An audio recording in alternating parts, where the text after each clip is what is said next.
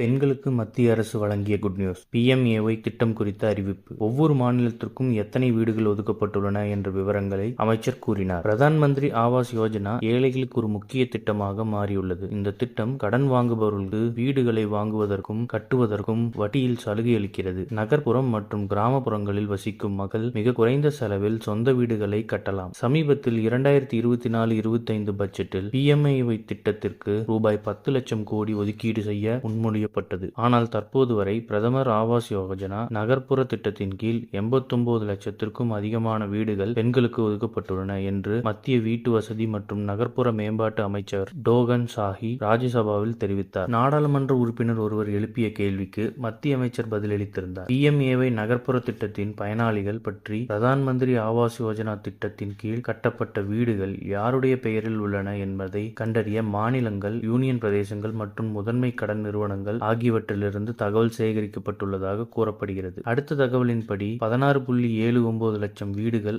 ஆண்கள் பெயரில் உள்ளன. 49.63 லட்சம் வீடுகள் பெண்களின் பெயரில் மட்டுமே உள்ளன. 39.44 லட்சம் வீடுகள் ஆண், பெண் இருவரின் பெயரிலும் உள்ளன. அதாவது மொத்தம் 89 லட்சம் வீடுகள் பெண்களின் பெயரில் உள்ளன என்று மத்திய அமைச்சர் டோகன் சாஹி கூறினார். 2 லட்சம் கோடி நிதியுதவி. இந்த திட்டத்திற்காக மத்திய அரசு மொத்தம் ரூபாய் 2 லட்சம் கோடியை வழங்கியுள்ளது. இந்த பணத்தில் ரூபாய் 1.64 லட்சம் கோடி மாநில அரசுகள், யூனியன் பிரதேசங்கள் மற்றும் மத்திய அரசு நிறுவனங்களுக்கு வழங்கப்பட்டது. இத்திட்டத்திற்காக மாநில அரசுகளும் யூனியன் பிரதேச அரசுகளும் மத்திய அரசிடம் சில பரிந்துரைகளை முன்வைத்துள்ளன. அந்த திட்டங்களின்படி 118.64 லட்சம் வீடுகளை கட்ட மத்திய அரசு முடிவு செய்துள்ளது. இத்திட்டத்திற்கான மொத்த செலவு 8.07 லட்சம் கோடி ரூபாய். 2 லட்சம் கோடி ரூபாயை மத்திய அரசு வழங்கும். இதுவரை 114.40 லட்சம் வீடுகள் கட்டப்படும் பணி தொடங்கப்பட்டுள்ளது. மேலும் 85.43 லட்சம் வீடுகள் கட்டி முடிக்கப்பட்டு ஏழை மக்களுக்கு ஏற்கனவே வழங்கப்பட்டுள்ளன. ஒவ்வொரு மாநிலத்திற்கும் எத்தனை வீடுகள் ஒதுக்கப்பட்டுள்ளன என்ற விவரங்களை அமைச்சர் கூறினார். 2024-25 பட்ஜெட்டில் PMAY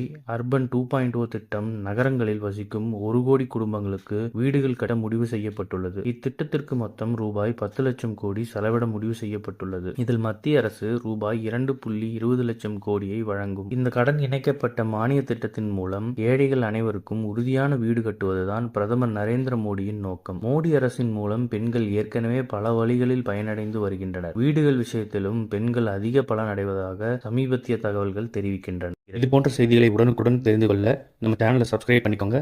பெல் நோட்டிபிகேஷன் பிரஸ் பண்ணிக்கோங்க. நன்றி, வணக்கம்.